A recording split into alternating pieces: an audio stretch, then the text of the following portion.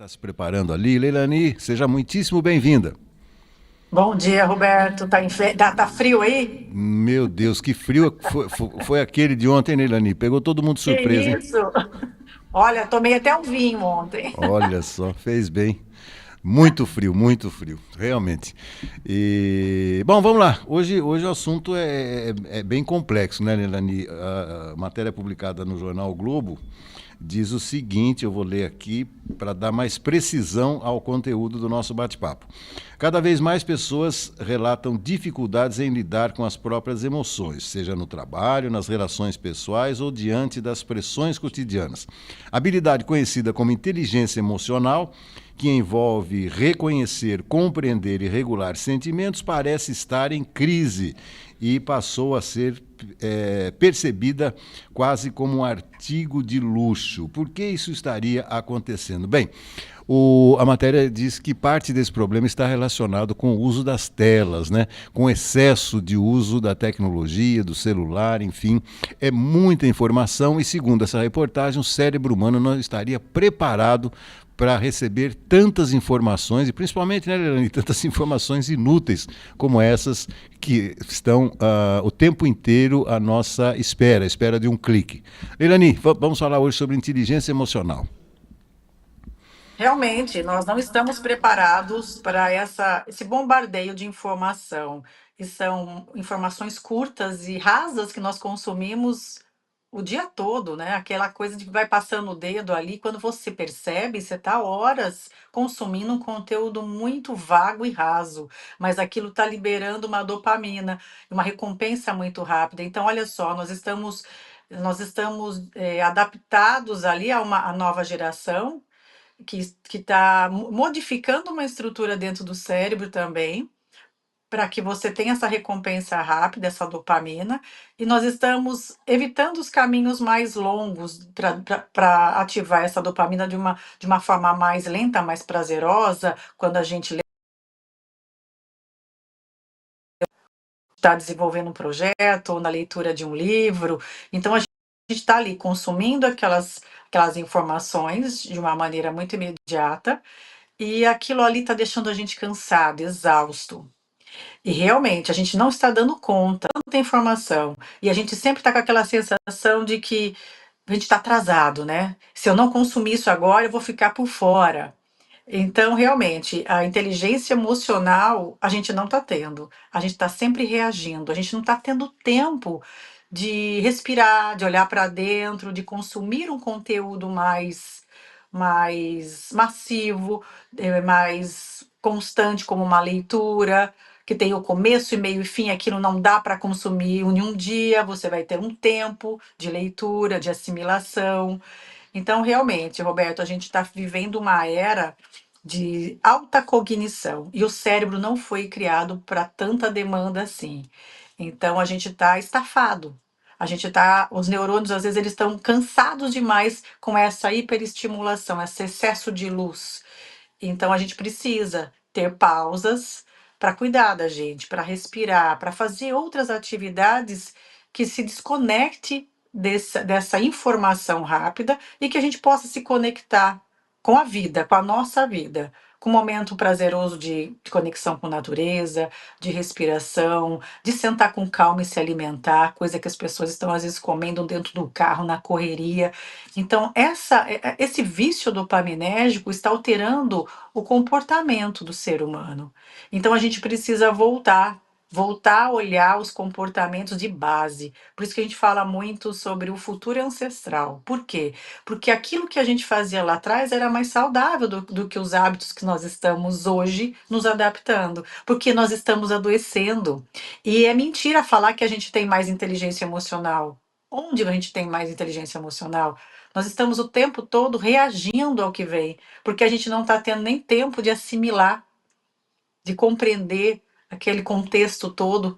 Então, na verdade, a gente está mais desequilibrado ainda emocionalmente. Por tanto excesso, com essa alta cognição, dessa alta demanda de informação, e a gente não está processando tudo isso. E junto a isso, existe um desequilíbrio emocional, onde as máscaras estão caindo porque a gente está tão cansado que a gente não está conseguindo mascarar aquilo que a gente tinha mais tempo de esconder. Então, hoje, junto com essa hipercognição, também está tendo uma demonstração do quanto a gente está desequilibrado emocionalmente.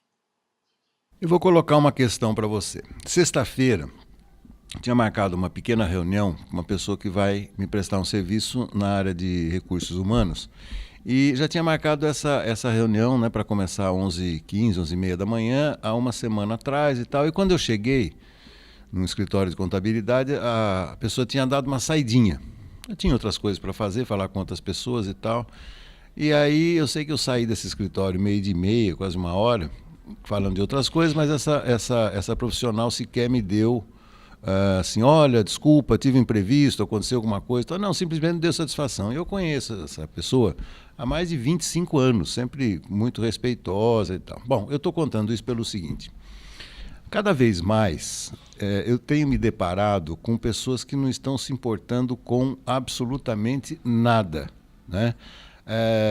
Ou um desculpa, ou um olha, vou me atrasar, desculpa, eu não fui, desculpa, eu não vi, desculpa, eu não pude e tal, mas nem desculpa mais estão dando. Então as pessoas simplesmente elas estão ignorando compromissos que não sejam laborais, né? Compromissos corporativos. E aí eu fico me indagando, Leilani, isso é o quê? É falta de educação? Porque são pessoas educadas. Eu me considero uma pessoa que fui bem educada por minha mãe, por meu pai, etc. Como você também foi, como você procura educar o seu filho, ou seja, o que está acontecendo com essa sociedade, Leilani? Ninguém mais se importa com nada, parece que você só se importa com aquilo que está acontecendo agora, você só se importa com pessoas que podem lhe dar algum tipo de benefício. Quando você não enxerga benefício, você absolutamente não faz nada, não faz absolutamente nada, porque não vai te render nada, nem emocionalmente, nem financeiramente. Nós estamos diante de que tipo de sociedade, Leilani? Aproveitando o gancho disso que me ocorreu na sexta-feira. É uma sociedade que Jesus já tinha falado que o amor esfriaria. Nós estamos vivendo exatamente tempos proféticos, né? Então eu falo que o amor é um termômetro que a gente tem que sempre avaliar dentro do contexto familiar, do ambiente de trabalho, da amizade, e que o ambiente ele modula os nossos comportamentos. Por mais que você tenha tido uma ótima educação, se você começa a frequentar pessoas que têm essa frieza, essa falta de empatia, você vai se tornando um indivíduo que vai perdendo essa sua capacidade de se preocupar com o próximo, de amar o próximo como a ti mesmo, e a gente vai ficando frio. A gente vai normalizando esses comportamentos, né, Roberto? Porque não é normal. É comum, mas não é normal. E a gente está vivendo uma sociedade onde a gente vai racionalizando todos os comportamentos, vai normalizando tudo, mas o amor está esfriando. É esse termômetro que a gente tem que avaliar. O quanto essa frequência do amor está aqui nesse ambiente. Falando em frequência Hertz, as pessoas estão ansiosas. Em que vibração está a ansiedade? No medo. Quanto isso reverbera nesse campo quântico ao redor? Então, a nossa sociedade existe um campo. A nossa cidade, tanto no macro quanto no micro, dentro da sua casa, dentro do seu trabalho. Então, você percebe o quanto isso interfere em tudo? Porque nós não estamos isolados, existe o inconsciente coletivo. E se o inconsciente está no medo, está na ansiedade, a gente está muito mais preocupado com o nosso próprio umbigo e aquilo que você falou. Se não tem interesse, se não tem nada de, não tem moeda de troca, não tenho nada, não tem que preocupar com o outro. Cada um com o seu problema, né? Ema, cada um com seus problemas, é isso. Porque aquela preocupação mesmo do ser humano, eu já vi casos aí da pessoa estar precisando de ajuda, pedindo ajuda, as pessoas passam de carro, não param, não ajudam. Eu vi vídeos a respeito disso. As pessoas precisando, mulheres sendo agredidas na rua, mais pessoas filmando do que ajudando aquela pessoa a sair da situação. O que que é isso? Que descaso é esse? Então, realmente, nós estamos vivendo em tempos que o amor está cada vez mais extinto. Agora, voltando à questão da inteligência emocional, né? Como é que é? Pau que nasce torto, fica torto, etc. Morre Agora, torto, meu avô é, falava isso. exatamente, é. Mas assim, dificilmente uma criação sólida, vamos dizer assim, né? Você vai, ao longo da vida, numa certa altura aí do campeonato, você vai mudar, né? Então tem aí né, a Leilani boazinha e tem a Leilani maquiavélica, né? Aquela que não é nada daquilo que representa ser a Leilani. Agora, eu digo, eu vejo pro meu filho, às vezes, né, tão bem educado, menino bonzinho, todo mundo gosta dele lá na academia, muito querido pelos amigos, etc e tal, mas ele vai ter uma vida ainda longa pela frente que vai se defrontar com esse mundo cada vez mais hipócrita, esse mundo cada vez mais egoísta, esse mundo das pessoas parece que são muito interessadas em dar rasteira nas outras e tal. Então você também, por outro lado, se você não vai mudar a sua personalidade, porque isso é muito difícil, ou seja, você virar uma pessoa que também trate os outros da mesma maneira, por outro lado você tem, e aí que eu gostaria de um olhar seu, por outro lado você tem que também compreender que precisa desenvolver mecanismos de defesa, inclusive defesa emocional, para resistir contra tudo isso que vai lhe acontecer. Na verdade, gato escaldado tem medo de água fria, não é? Então a gente já vai tomando vários empurrões, puxões de tapete, e a gente vai caindo, vai se levantando, vai trabalhando mais essa resiliência, mas junto a isso a gente vai endurecendo, vai colocando couraças nesse corpo. Então, aquela criança que já foi criada num ambiente onde ela não se sentiu segura, ela já tem seus traumas, e isso reverbera também na vida adulta. Então, ela vai colocando mais essas proteções, mais esses escudos. Então, nós temos grandes feridas emocionais devido a tudo que a gente já viveu. Agora, uma criança que é muito protegida, muito boazinha, porque às vezes os pais não colocaram numa redoma mesmo para proteger essa criança, ela também terá os mesmos conflitos pelo excesso. Então, tanto a falta quanto o excesso, essa criança se sente insegura no mundo, porque ela também não sabe desenvolver essa postura de autoconfiança, de ir para a vida, de ir para o mundo, de fazer negócio, fazer dinheiro, né? A gente fala que a mãe nutre da porta da casa para dentro, é a nutrição, é o acolhimento. A gente fala que é a função da mãe, energia feminina. Da porta para o mundo, para fora, é o desafio, são os obstáculos, é o medo, é o pai. Então, tem muita criança que não tem essa psique mesmo desenvolvida e cresce um adulto inseguro. Às vezes muito bonzinho, muito preocupado em agradar a todo mundo, mas falta aquela postura de enfrentamento diante da vida, porque ele não sofreu nenhuma dificuldade. Eu vi uma matéria ontem falando do Leonardo, o cantor. Ele perguntaram para ele: Você acha que os seus filhos são melhores que você? Você vê os seus filhos como você? Ele falou: Mas mesmo se juntar todos, não dá um meu. Eu falei: Não dá, eu sou muito mais forte que eles. Aqui já nasceram com a vida boa, com a vida ganha, tá tudo. Eles nem imaginam o quanto eu já ralei, o quantas dificuldades eu passei. Agora a gente não quer que os nossos filhos passem por isso, né? Só que realmente a gente é forjado nessas nessas dores, nesses obstáculos, nessas dificuldades, e às vezes esse excesso de proteção, a gente acaba poupando os nossos filhos dessas frustrações, só que o mundo lá fora não vai ser bonzinho.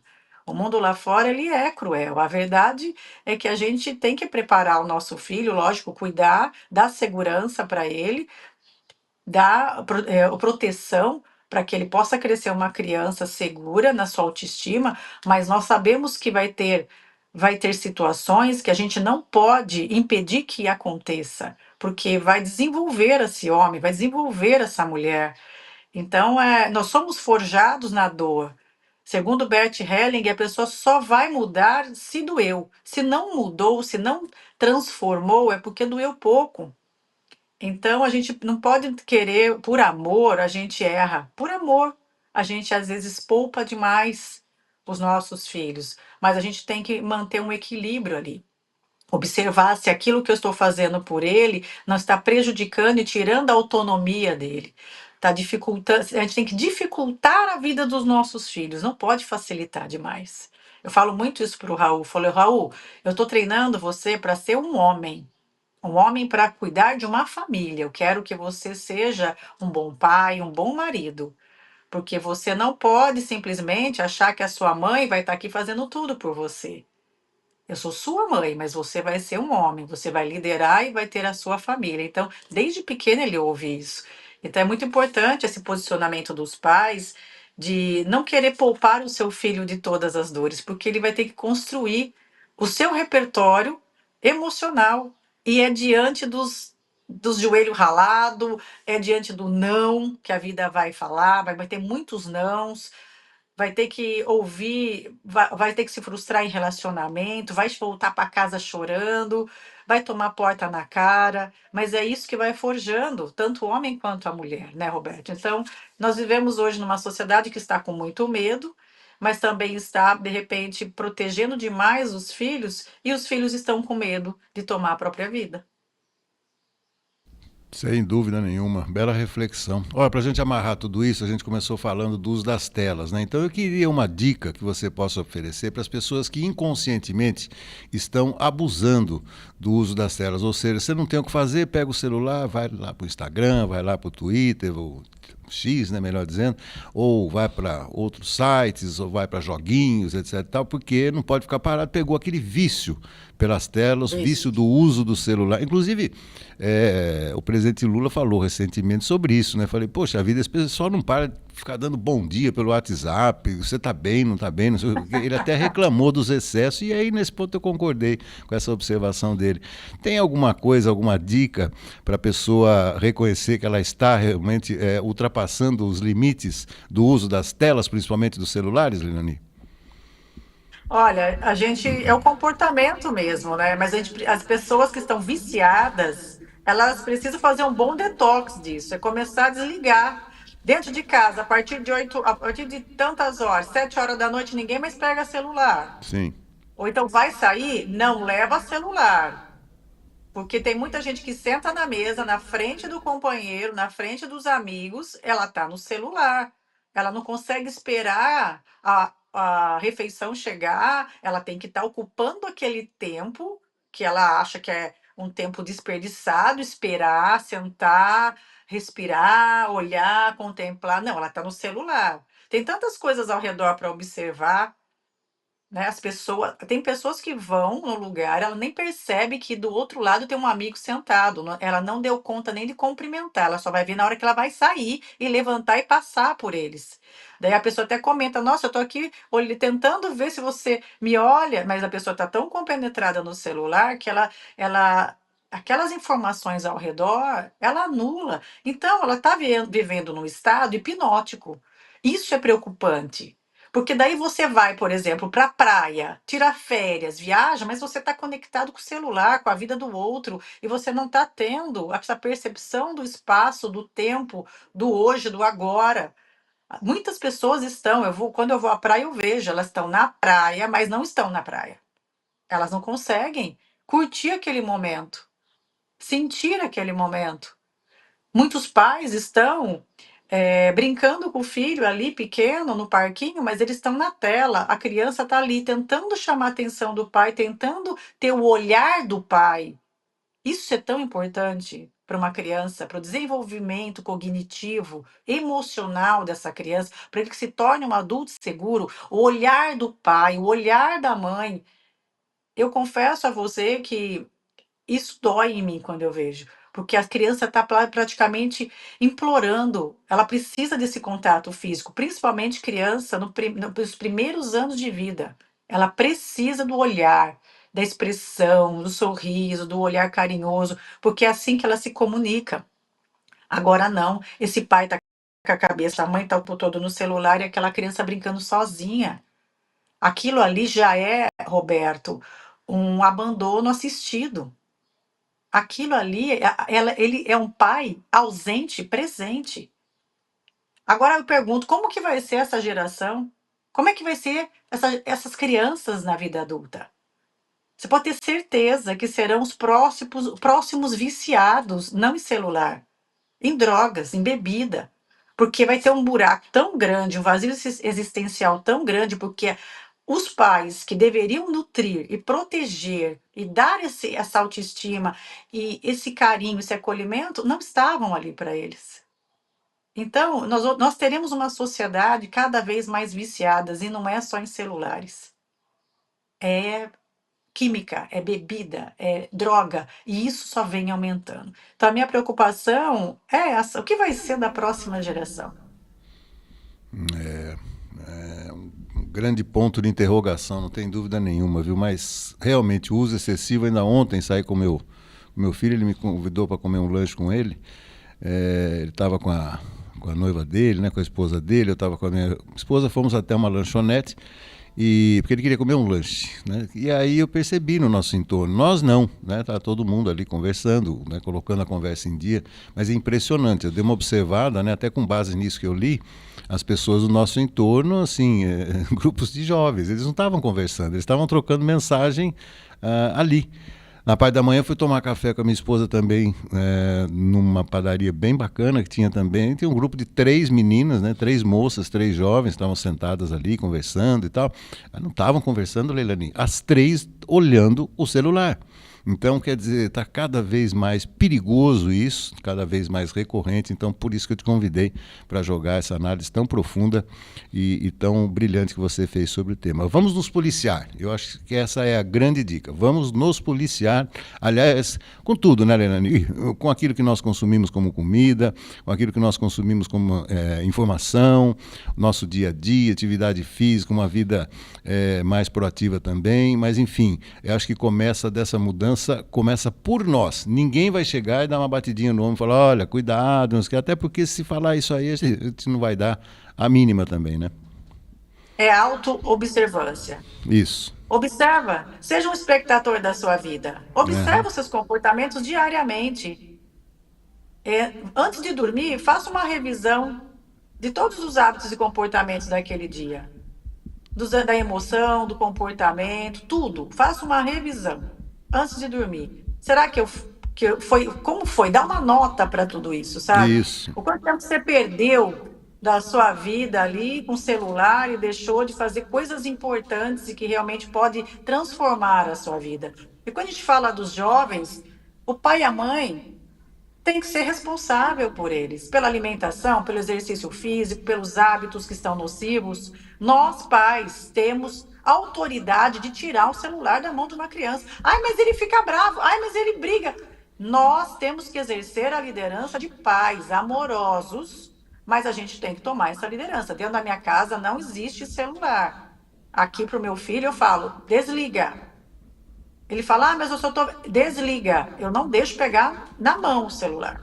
Isso. Agora, quando ele vai sair, ou então quando ele é uma situação que eu preciso falar com ele, eu falo, leva na bolsa e você só vai pegar para me ligar.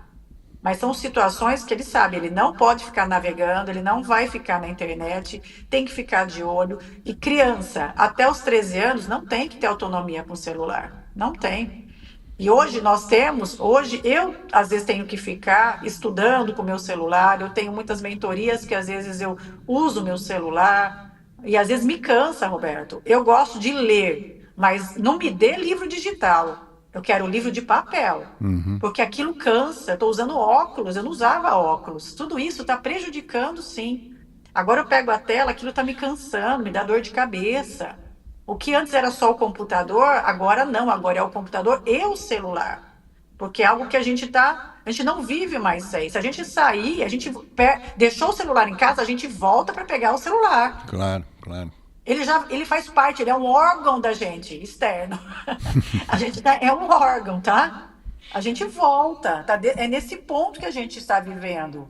Ele se tornou algo necessário, mas a gente tem que ter o equilíbrio das coisas. Foi muito bom? Foi. Só que agora a gente tem que ter essa autoobservância, o que isso está prejudicando. Estou deixando de fazer exercício físico porque eu estou horas no celular. Quando alguém me fala, eu não tenho tempo de treinar, eu falo, olha no seu celular quanto tempo você ficou na internet. Ela assusta. Porque ela não percebeu que ela ficou tantas horas sentada em algum lugar só vendo besteira. Exatamente, exatamente. Aquele tempo ali, você poderia ter feito uma caminhada.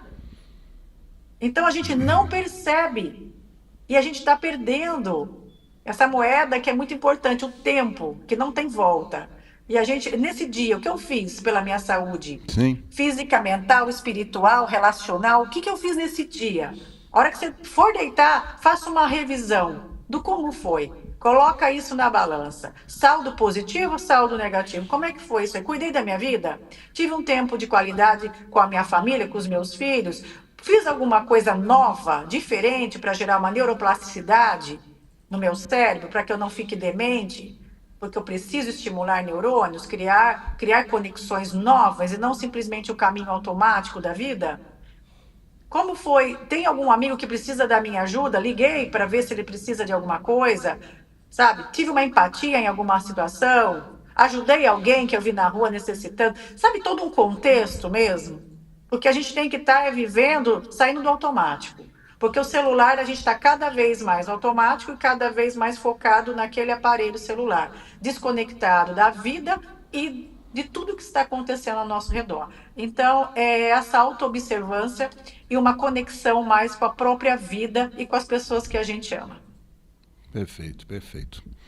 Lani, para fechar tudo isso, tem algum aulão, alguma atividade essa semana que mereça destaque?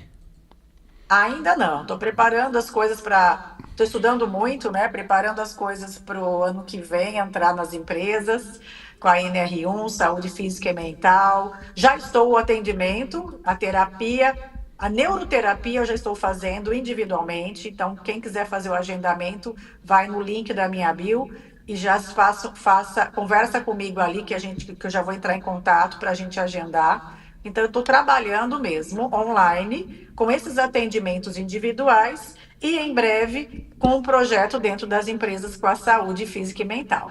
Bacana, falamos sobre isso semana passada. De andamento, então. Ótima semana, minha amiga. Até uma próxima. Muito obrigado, viu? Obrigada, até mais.